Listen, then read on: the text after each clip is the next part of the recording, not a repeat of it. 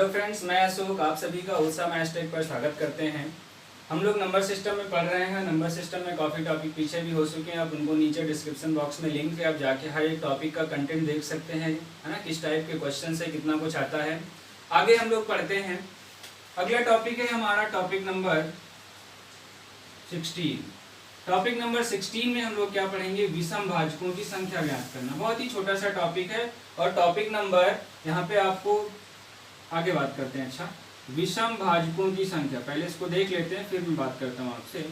विषम भाजकों की संख्या ज्ञात करना, जैसे हम लोग टॉपिक नंबर 13, 14, 15, 13 में क्या पढ़े थे, भाजकों की संख्या ज्ञात करना। 14 में क्या पढ़े, अभाज्य भाजकों की संख्या। 15 में क्या पढ़ा था, सम भाजकों की संख्या। अगला है हमारा विषम भाजकों की संख्या।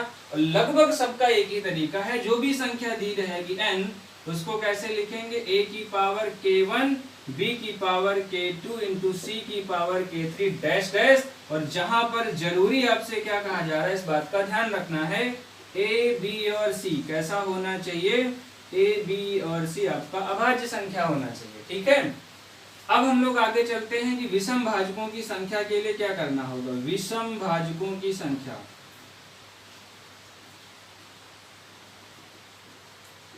विषम भाजकों की संख्या, ठीक है। विषम भाजकों की संख्या के लिए जहां पे k1 लिखते थे, सम भाजकों में अब की बार सिर्फ, क्योंकि यहाँ पे जो पहला गुणनखंड आएगा किसी भी संख्या का वो सम होगा, क्योंकि 2 एक समभाज्य संख्या है, इसलिए k1 की जगह पे सिर्फ 1 लिख के चलेंगे। ठीक है, बाकी का सेम तरीका है, k2 प्लस 1 हो जाएगा इंटू k3 प्लस 1 हो जाएगा। ठीक है, अब जैसे सेम क्वेश्चन ले लेते हैं, 100 के विषम भाजकों की संख्या ज्ञात कीजिए।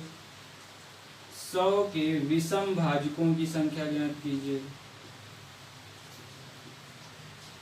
ठीक है, तो आप गुणनखंड विधि से नोट कर लेंगे। मैं डायरेक्ट इसको लिख रहा हूं, 25 चौको 100, तो 4 का मतलब 2 की घात 2, 25 का मतलब 5 की घात 2। ठीक है, अब सेम यही फॉर्मेट आपको फॉलो करना है विषम भाजकों की संख्या के लिए। a की पावर k1 b की पावर k2, नीचे वाली आधार वाली संख्याएं अभाज्य संख्याएं होनी चाहिए, अभाज्य संख्याएं हैं।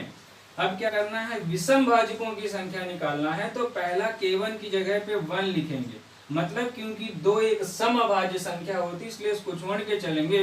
बाकी k2 प्लस 1, k2 प्लस 1 का मतलब क्या हो गया, k2 मतलब दूसरी संख्या पे घात, तो दूसरी संख्या पे घात कितनी है, 2, एक जोड़ेंगे तो 3 हो जाएगा। इसका मतलब 100 के विषम भाजकों या गुणनखंडों की संख्या कितनी होगी, 3। इसका क्या मतलब है, 100 अलग अलग 3 विषम संख्याओं से पूर्णतया विभाजित हो जाएगा। ठीक है, ऐसे ही बहुत सारे क्वेश्चन आप देख सकते हैं। अब मैं चारों टॉपिक का जितना भी इसका सेम कंटेंट था, एक आपको स्लाइड बता देता हूँ, आप इसको नोट कर लीजिएगा रिवीजन के लिहाज से। सारा क्या कुछ खेल हम लोगों ने सीखा। अगर हम लोग बात करें टॉपिक नंबर 13 से, टॉपिक नंबर 13 में आपको कुछ बताया गया इसी से रिलेटेड। टॉपिक नंबर 14 भी इसी से रिलेटेड था, टॉपिक नंबर 15 भी सेम था, और टॉपिक नंबर 16 भी हम लोगों ने इसी से रिलेटेड पढ़ा। ठीक, ये 4 टॉपिक थे जिनमें हम लोगों ने बात किया। टॉपिक नंबर 13 में हम लोगों ने क्या बात किया था, भाजकों की संख्या ज्ञात करना। भाजकों की संख्या या गुणनखंडों की संख्या ज्ञात करना। ठीक है, और टॉपिक नंबर 14 में हम लोगों ने क्या पढ़ा था, अभाज्य भाजकों की संख्या ज्ञात करना। ठीक, टॉपिक नंबर हम लोगों ने 15 में क्या पढ़ा था, समभाजकों की संख्या ज्ञात करना। और टॉपिक नंबर 16 में हम लोगों ने क्या पढ़ा, विषम भाजकों की संख्या ज्ञात करना। ठीक है, ये चारों टॉपिक एक ही शॉर्टकट पे, एक ही कॉन्सेप्ट पे आधारित थे। अब उस कॉन्सेप्ट की बात करते हैं। इन चारों टॉपिक में कुछ भी क्वेश्चन आपका पूछा जाता है तो सबसे पहले आपको बताया गया, जो भी संख्या दी रहेगी उस संख्या को क्या लिखेंगे, आधार और घातांक के रूप में लिखेंगे। a की पावर k1, b की पावर k2, c की पावर k3 डैश डैश।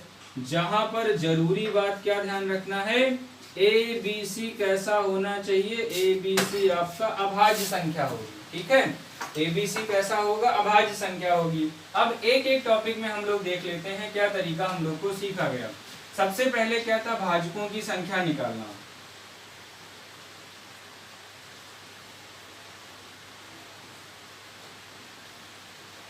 भाजकों की संख्या निकालना, तो इसमें क्या आपको बताया गया था, भाजकों की संख्या के लिए आपको क्या करना है, k1 + 1 कर लेना है, इंटू में k2 + 1 कर लेना है, इंटू में k3 + 1 डैश है, ठीक है। दूसरा क्या था, अभाज्य भाजकों की संख्या। अभाज्य भाजकों की संख्या में क्या था, केवल जो घातें थी उन सबको जोड़ लेना है, बस आपको इतना ही करना था, ठीक है। अगला हम लोगों ने पढ़ा था समभाजकों की संख्या। समभाजकों में क्या करना था, k1 था, बाकी में k2 + 1 और इंटू में क्या हो गया था, k3 + 1 डैश है, ठीक है। अगला क्या था हमारा, विषम भाजकों की संख्या।